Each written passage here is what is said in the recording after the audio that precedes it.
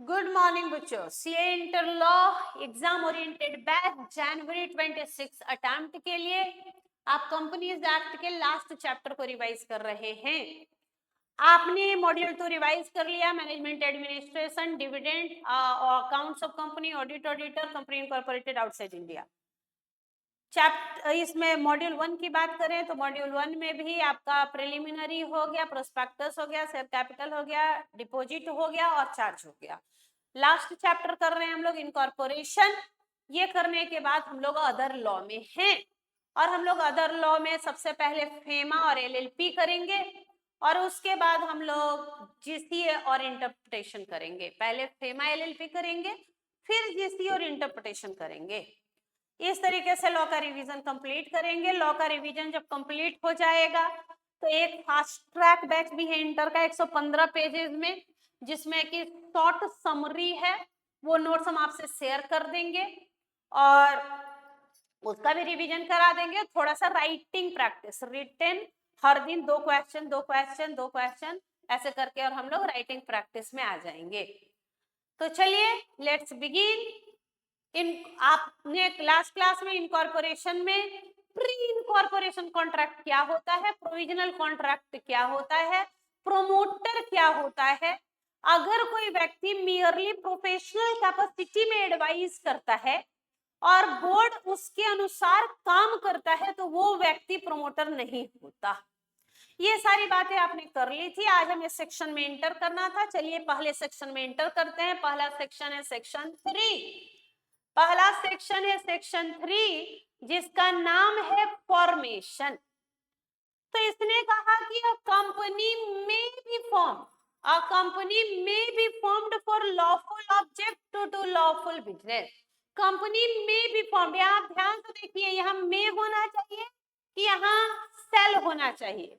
यहाँ में होना चाहिए बेटा कि यहाँ सेल होना चाहिए? सेल होना चाहिए, क्योंकि कंपनी में बी फॉर्म्ड मतलब कंपनी बन सकती है लॉफुल ऑब्जेक्ट के लिए, मतलब लॉफुल ऑब्जेक्ट के लिए भी बन सकती है, मतलब अनलॉफुल ऑब्जेक्ट के लिए भी बन सकती है क्या? तो इनको यहाँ लॉ मेकर से गलती हुई सेक्शन 3 को ड्राफ्ट करने में। उन्होंने जो वर्ड में यूज किया है उनको नहीं करना चाहिए, उनको वर्ड यूज करना चाहिए सेल। आगे बढ़ते हैं। तो company may be formed for lawful object to do lawful business. Minimum number of member कितना चाहिए बेटा? मिनिमम नंबर ऑफ मेंबर का क्या रिक्वायरमेंट है? मिनिमम नंबर ऑफ मेंबर, तो मिनिमम नंबर में इन्होंने कहा कि भैया ओपीसी बनाने के लिए तो 1 मेंबर चाहिए, प्राइवेट कंपनी के लिए 2 और पब्लिक कंपनी के लिए 7 मेंबर का रिक्वायरमेंट है। Article can not provide lower number than statutory requirement. ये लॉ का रिक्वायरमेंट है कि भैया अगर आप ओपीसी बनाने जा रहे हैं तो मिनिमम 1 मेंबर चाहिए, प्राइवेट कंपनी के लिए 2 और पब्लिक के लिए 7। आर्टिकल इससे कम मेंबर नहीं बोल सकता। आर्टिकल कभी भी can not provide lower number than statutory requirement, ये स्टैट्यूटरी रिक्वायरमेंट से कम नहीं बता सकता। Provision relating to OPC 1% company का प्रोविजन है पहला, MOA must contain the name of nominee. Memorandum में नॉमिनी का नाम होना चाहिए। Nominee shall become member in case of,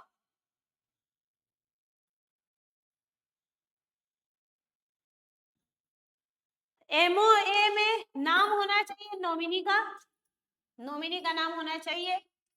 nominee shall become member in case of subscribers death और incapacity. जो मेंबर है अगर कल वो मर जाए या कल वो इनकैपेसिटी हो जाए, उसकी इनकेपेबल हो जाए, तो उस केस में नॉमिनी मेंबर हो जाएगा। फाइलिंग फॉर नॉमिनी, जब आप ओपीसी बना रहे हैं तो spice plus INC 32 form submit कर रहे होंगे, वहां पे रिटन कंसेंट भी नॉमिनी का ले लीजिए आईएनसी 3 में और आरएससी को सबमिट कीजिए। Filed at the time of incorporation, MOA के टाइम आपको आईएनसी 3 भी कंसेंट ऑफ नॉमिनी भी जमा करना है। Name of nominee is mentioned in MOA, नाम भी होना चाहिए नॉमिनी का, उसका रिटन कंसेंट आईएनसी 3 में। क्या वो विड्रॉ कर सकते हैं क्या कंसेंट, या आप नॉमिनी चेंज कर सकते हैं क्या? हाँ, हमने जिसको बेटा नॉमिनी बनाया वो चाहे तो अपना कंसेंट भी ड्रॉ कर सकता है, या हम बाद में चाहे कि नॉमिनी इसकी जगह किसी और को बनाए तो हम भी वो कर सकते हैं। नॉमिनी इंटीमेट करेगा विड्रॉवल कि वो अपना कंसेंट वापस ले रहा है कंपनी को, और कंपनी जो है 30 दिन के अंदर आरओसी को बताएगा आईएनसी 4 में चेंजेस के बारे में।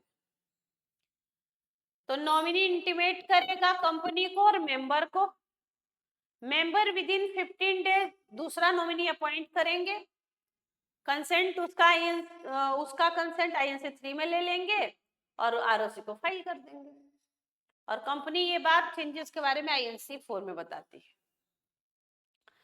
जो मेंबर है वो मर जाए कल या इनकेपेबल हो जाए तो कंपनी जो है आरओसी को चेंजेस फिर बताएगी कि भैया अब नया कौन बनेगा 30 दिन के अंदर। नॉमिनी अगर मेंबर बनता है, नॉमिनी मेंबर बन जाता है तो 15 दिन के अंदर वो एक नए व्यक्ति को नॉमिनेट करेगा, उसका रिटन कंसेंट आईएनसी 3 में ले लेगा।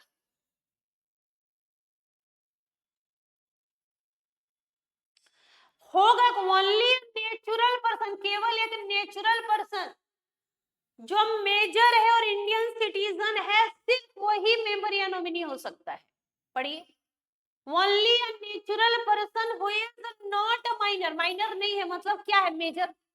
तो ओनली अ नेचुरल पर्सन जो माइनर नहीं है और इंडियन सिटीजन है, रेसिडेंट हो या ना हो,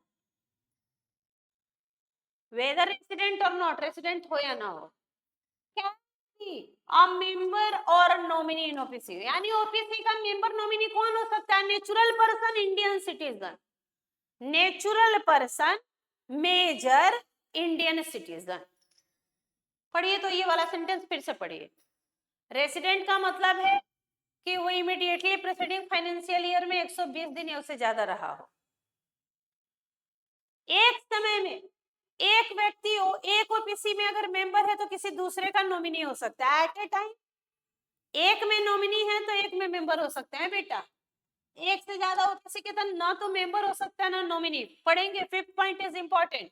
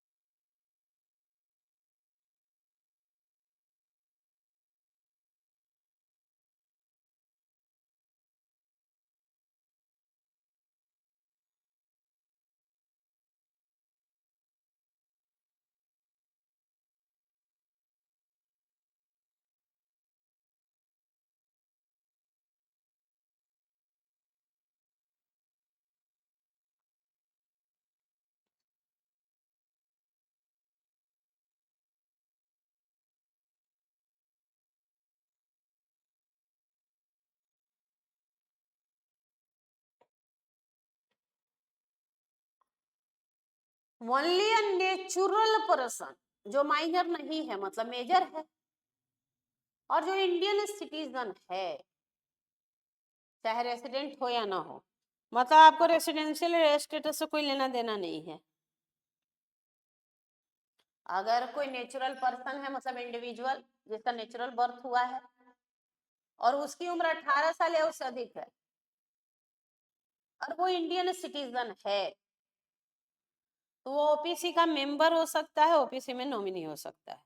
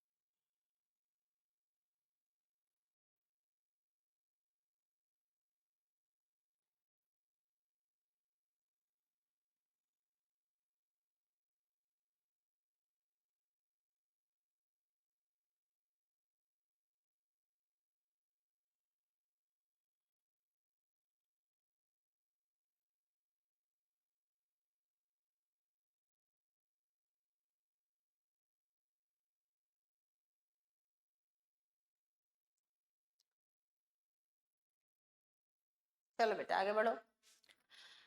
Only a natural person who is not a minor, who is an Indian citizen with a resident or not can be member. Resident का मतलब होता है यहाँ जो पिछले फाइनेंशियल ईयर में, प्रीसीडिंग फाइनेंशियल ईयर में 120 दिन या उससे ज्यादा भारत में रहा हो। एक समय में एक ओपीसी में अगर आप मेंबर हैं तो किसी दूसरे में नॉमिनी हो सकते हो, मतलब at a time in one OPC you can be a member, in other you can be a nominee.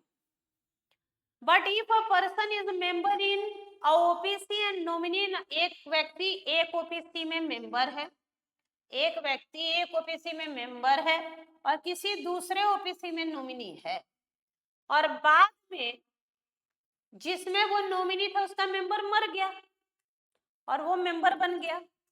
इस केस में अब एक समय में जो एक ही ओपीसी के मेंबर हो सकते हैं, तो हम तो दो में हो गए, एक में मेंबर थे एक में नॉमिनी थे, जिसमें नॉमिनी थे उसका मेंबर मर गया। तो 180 दिन के अंदर मुझे 180 दिन के अंदर ये बताना होता है कि कौन सा ओपीसी कंटिन्यू करेंगे।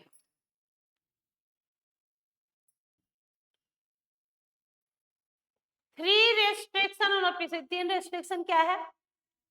माइनर ना तो मेंबर हो सकता है, ना नॉमिनी हो सकता है, ना बेनिफिशियल इंटरेस्ट होल्ड कर सकते। ओपीसी में माइनर ना तो मेंबर हो सकता है, ना नॉमिनी हो सकता है, ना बेनिफिशियल इंटरेस्ट होल्ड कर सकता है। भाई बेनिफिशियल इंटरेस्ट मतलब उसको डिविडेंड राइट, वोटिंग राइट कुछ नहीं मिलेगा। दूसरा, OPC can not be incorporated and converted. OPC कभी भी सेक्शन 8 के रूप में ना तो इनकॉर्पोरेट हो सकती है ना कन्वर्ट हो सकती है। ओपीसी कभी भी सेक्शन 8 के रूप में ना तो इनकॉर्पोरेट हो सकती है ना कभी सेक्शन 8 में कन्वर्ट हो सकती है। तीसरा, OPC can not carry out, NBFC का काम नहीं कर सकती है, non banking financial investment activity, including investment in security of any other body corporate, किसी और बॉडी कॉर्पोरेट में पैसे भी इन्वेस्ट नहीं कर सकती, किसी और ओपीसी में पैसे भी इन्वेस्ट नहीं कर सकती। ओपीसी सेक्शन 8 के रूप में ना तो बन सकती है ना कन्वर्ट हो सकती है। ओपीसी एनबीएफसी का काम नहीं कर सकती है और न ही किसी दूसरे बॉडी कॉर्पोरेट में पैसे लगा सकती है। बात सही है? हमने एक पर्सन को अलाउ कर दिया कि कंपनी बना लो, तो आपको किसी रीजन से किया होगा ना बेटा, आप इंटरप्रेन्योर हैं, आप एम्प्लॉयमेंट अपॉर्चुनिटी, स्टार्टअप लोगों को का बहुत जीडीपी में है, इसके लिए ना आपको परमिट किए हैं।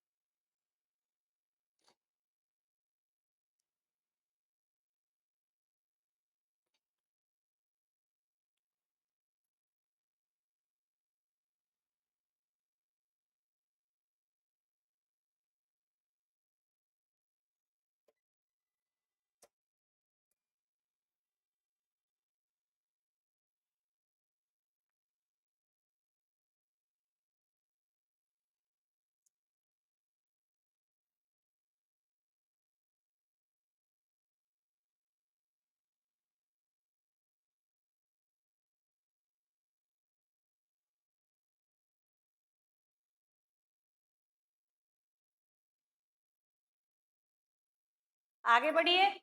ओपीसी ना तो सेक्शन 8 के रूप में बन सकती है ना कन्वर्ट हो सकती है। ओपीसी एनबीएफसी का काम नहीं कर सकती।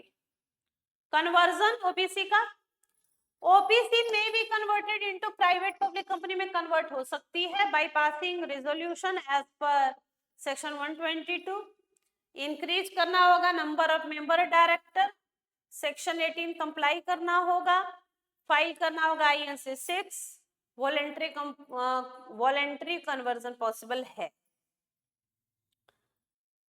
Private company other than section 8 company में भी कन्वर्टेड इनटू, प्राइवेट कंपनी भी ओपीसी में कन्वर्ट हो सकती है अदर देन सेक्शन 8।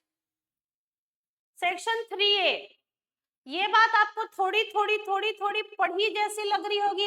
आपने अगर एलएलपी पढ़ा है तो आपको ये एलएलपी जैसा लगेगा पढ़ के।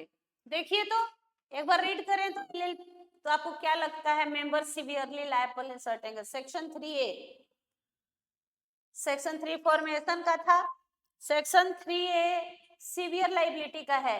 आप बोर्ड पे जो लिखा है उसको एक बार पढ़ के देखिए तो आपको कुछ समझ आ रहा है क्या बेटा?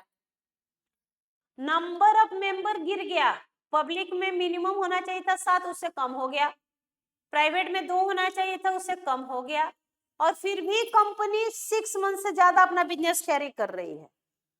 तो जो रिमेनिंग मेंबर है जिनको ये बात पता है कि संख्या स्टैट्यूटरी मिनिमम से कम हो चुका है और फिर भी बिजनेस चल रहा है, क्या वो लोग सिवियरली लायबल हो जाएंगे क्या? उस समय में भैया जितना भी कर्जा उधार कंपनी ने लिया उसके लिए ये सब लायबल हो जाएंगे बेटा।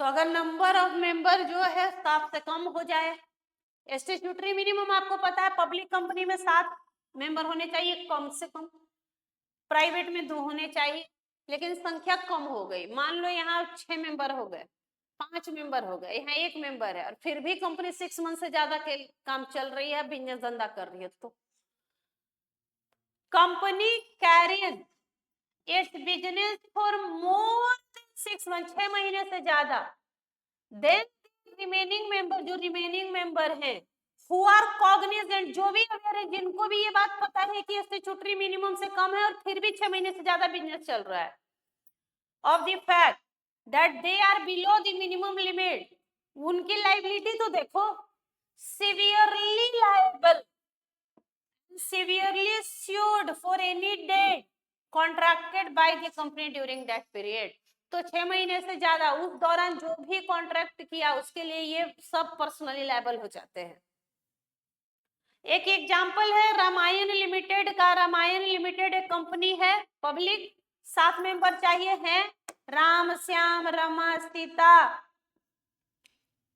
अवध, मालती और शिव शंकर, 7 मेंबर हैं। शिव शंकर रहता है बेटा श्रीलंका में। राम मर गया 14 फरवरी 24 को, राम मर गया। उसके बाद बिजनेस चल रहा है, 6 महीने हो गए बिजनेस चल ही रहा है। 14 अगस्त को कंपनी ने रावण से सामान खरीदा 5 लाख का, तो लायबल कौन है? बोल रहे कि सब के सब लायबल हैं, जो भी जानते हैं, जो भी। अब देखो राम मर गया, श्याम, रमा, सीता, अवध, मालती सब लायबल है, लायबल पर्सनली। शिव शंकर श्रीलंका में रहता है, उसको जानकारी नहीं है इस बात की कि मेंबर जो है 7 से कम हो चुके हैं हम, ये बात सिर्फ शिव शंकर को नहीं पता। तो शिव शंकर को नहीं पता तो उसकी लायबिलिटी भी अराइज नहीं होगी, वो सिवियरली पर्सनली लायबल नहीं होगा। बाकी जो मेंबर है, रिमेनिंग मेंबर, जो ये बात जानते हैं कि स्टैट्यूटरी मिनिमम से कम है और फिर भी 6 मंथ से ज्यादा कंपनी बिजनेस चला रही है, वही रिस्पॉन्सिबल होंगे। सेक्शन 6 है एक्ट टू ओवरराइड एमओए। हम एमओए कभी भी से कंपनी एक्ट को ओवरराइड नहीं कर सकता, एमओए एओए कभी भी एक्ट को ओवरराइड नहीं कर सकता, हमेशा सबसे ऊपर कंपनीज एक्ट में कंपनीज एक्ट होगा। आप देखिए तो ये क्या बोल रहा है, आपको कुछ समझ आ रहा है क्या? एक डायग्राम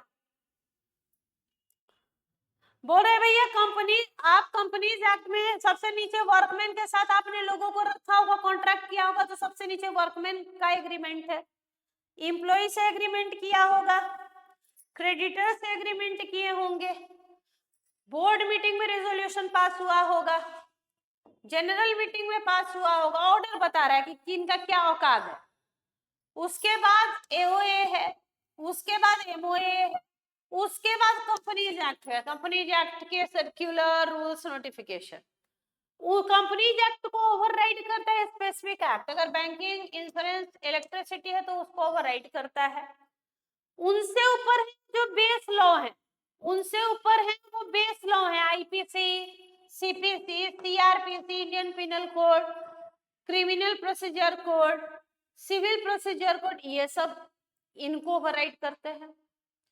उनके ऊपर है बेटा कॉन्स्टिट्यूशन, भारत का संविधान, उसके ऊपर रीजनल लॉ, सार्क के लॉ जो है वो उसके ऊपर है, उसके ऊपर है ट्रीटीज और उनके ऊपर है यूनाइटेड नेशन का लॉ। तो हम लोग तो कंपनीज एक्ट तक ही रुक जाएंगे, हम लोग ये बोलेंगे कि भैया कंपनीज एक्ट में सबसे ऊपर कंपनीज एक्ट है, उसके नीचे एमओए है, उसके नीचे एओए है, उसके नीचे जनरल मीटिंग का रेजोल्यूशन, बोर्ड मीटिंग का रेजोल्यूशन, क्रेडिटर के साथ एग्रीमेंट, एम्प्लॉय के साथ एग्रीमेंट, वर्कर के साथ एग्रीमेंट। तो कभी भी मेमोरेंडम और आर्टिकल कंपनीज एक्ट को ओवरराइड नहीं कर सकता। कंपनीज एक्ट में हमेशा कंपनीज एक्ट से सर्वोपरि होगा, कंपनीज एक्ट में सबसे ऊपर कंपनीज एक्ट ही होगा, कंपनीज एक्ट ही सर्वोपरि होगा, बाकी सब उससे नीचे ही होंगे।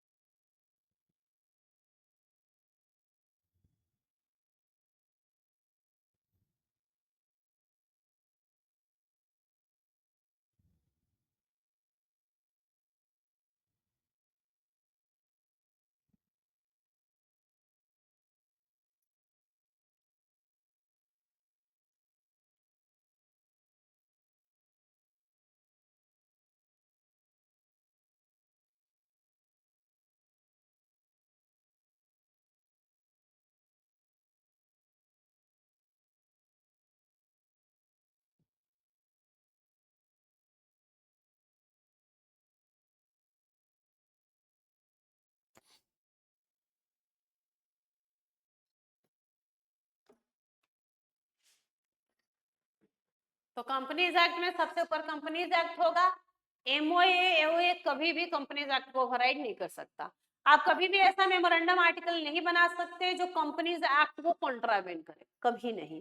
कंपनीज एक्ट में हमेशा सबसे ऊपर कंपनीज एक्ट होगा, उसके नीचे ही मेमोरेंडम आर्टिकल होंगे बेटा। ये था सेक्शन 6।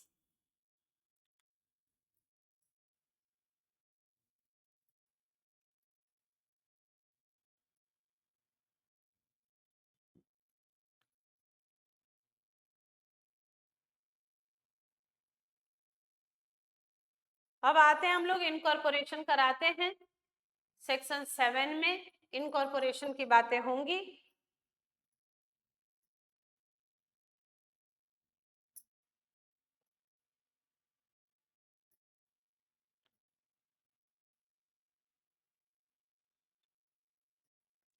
चलो सेक्शन 7।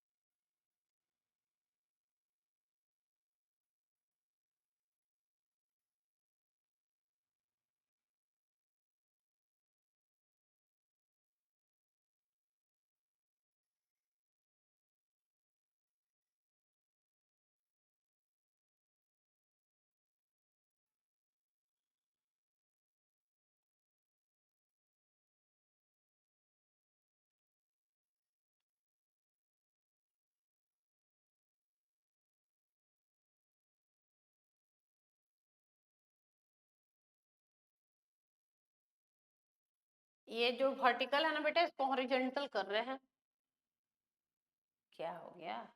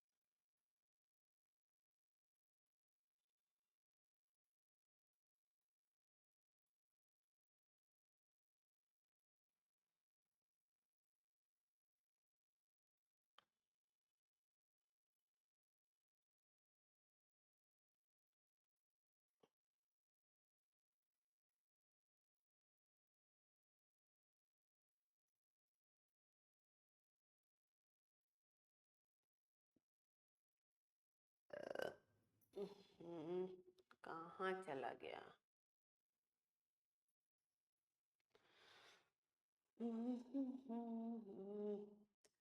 अभी सेक्शन 3 हुआ है, 3A हुआ है, 6 हुआ है बेटा।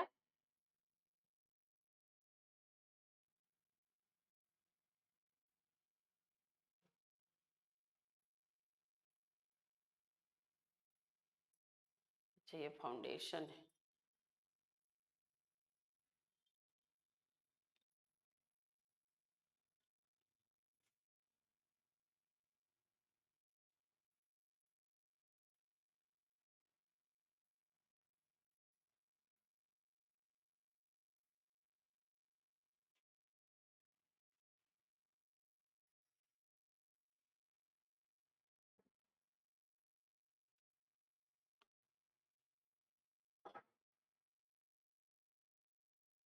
ये सारी बातें तो हम लोगों ने कर ली हैं। हम लोग सेक्शन 3, 3A, 6 पढ़ चुके हैं। अब हम लोग नेक्स्ट सेक्शन में हैं, सेक्शन 7 में।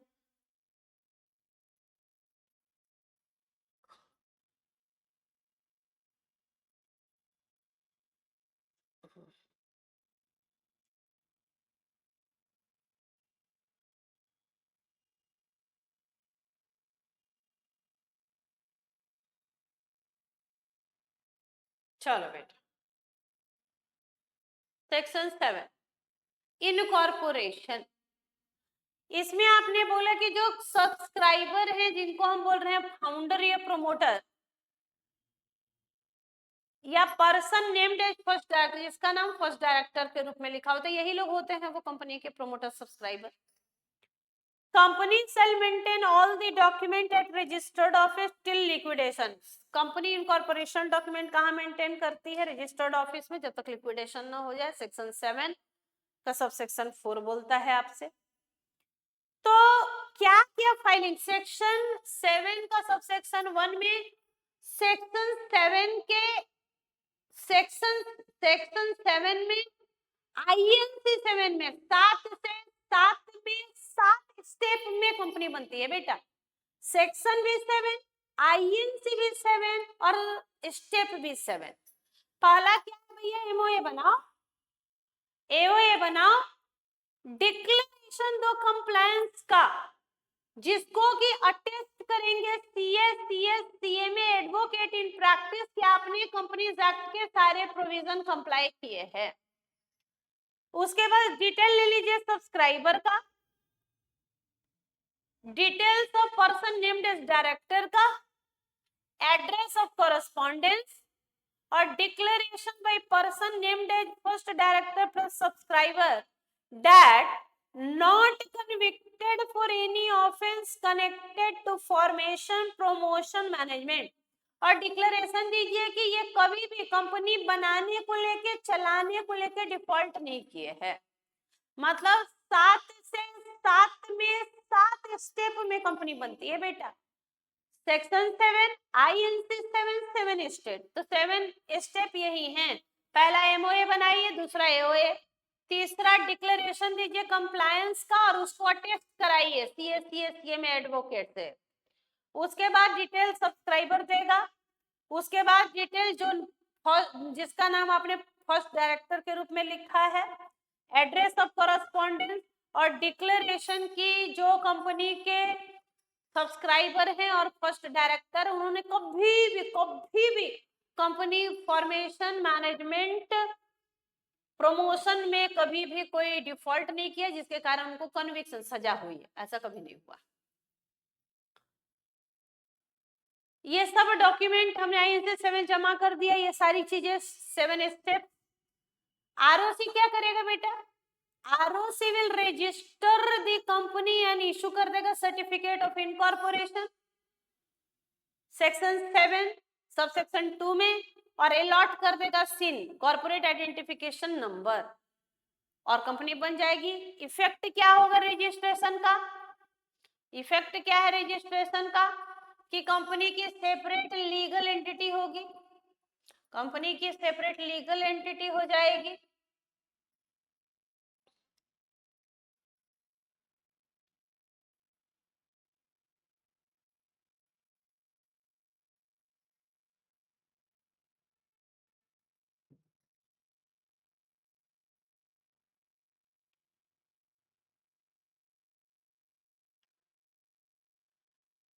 तो उन्होंने डिक्लेरेशन दिया था कि वो कंपनी बनाने चलाने को लेके कभी कन्विक्ट नहीं हुए, कभी गिल्टी नहीं पाए गए हैं fraud, misfeasance, breach of duty का लास्ट 5 इयर्स में, और जितने इंफॉर्मेशन है वो ट्रू एंड करेक्ट है।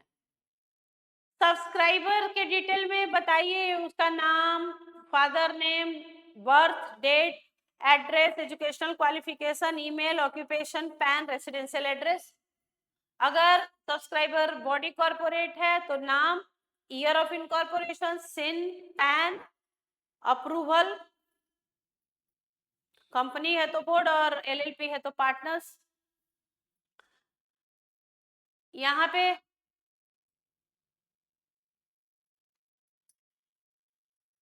डायरेक्टर का name, address, DIN, pan, residential address वगैरह।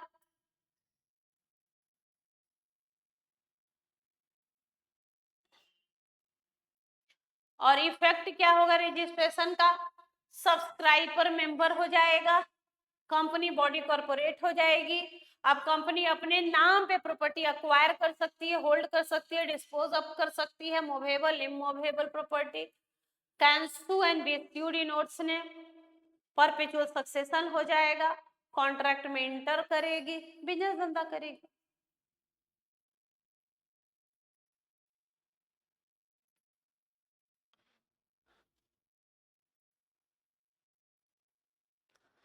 अगर कंपनी ने बेटा फॉल्स डिस्क्लोजर दिया है तो कंपनी इज नॉट इनकॉर्पोरेटेड, अगर फॉल्स डिस्क्लोजर दिया है, कंपनी नहीं बनी है, तो पर्सन लायबल होगा फ्रॉड का और कंपनी नहीं बनेगी। दूसरा, अगर इनकॉर्पोरेट हो गई है तो सेक्शन 7 सबसेक्शन 6 में पर्सन लायबल होगा फ्रॉड के लिए, और सेक्शन 7 सबसेक्शन 7 में एनसीएलटी के पास पावर है कि वो कंपनी का मैनेजमेंट अपने हाथ में ले सकता है, मेमोरेंडम आर्टिकल में चेंज करा सकता है, मेंबर की लायबिलिटी को अनलिमिटेड कर सकता है, या उनका नाम रजिस्टर से काट के हटा सकता है और बाइंडिंग अप का ऑर्डर दे सकता है। मतलब आपने फॉल्स इंफॉर्मेशन दिया है, कंपनी नहीं बनी है, तो आप पे तो फ्रॉड का केस होगा, लेकिन अगर कंपनी बन गई है तो एनसीएलटी ये सब आदेश पास कर सकता है, बोलेगा कि मैनेजमेंट हम देखेंगे, आपके मेमोरेंडम आर्टिकल को चेंज करा सकता है, मेंबर्स की लायबिलिटी को अनलिमिटेड कर सकता है, रजिस्टर ऑफ मेंबर से रजिस्टर ऑफ कंपनी जो है उसमें से आप लोगों का नाम आपकी कंपनी का काट के हटा सकता है, या वाइंडिंग अप का आदेश दे सकता है, अगर भैया फॉल्स इंफॉर्मेशन दिए हो तो। भैया अगर फॉल्स इंफॉर्मेशन दिए हो तो।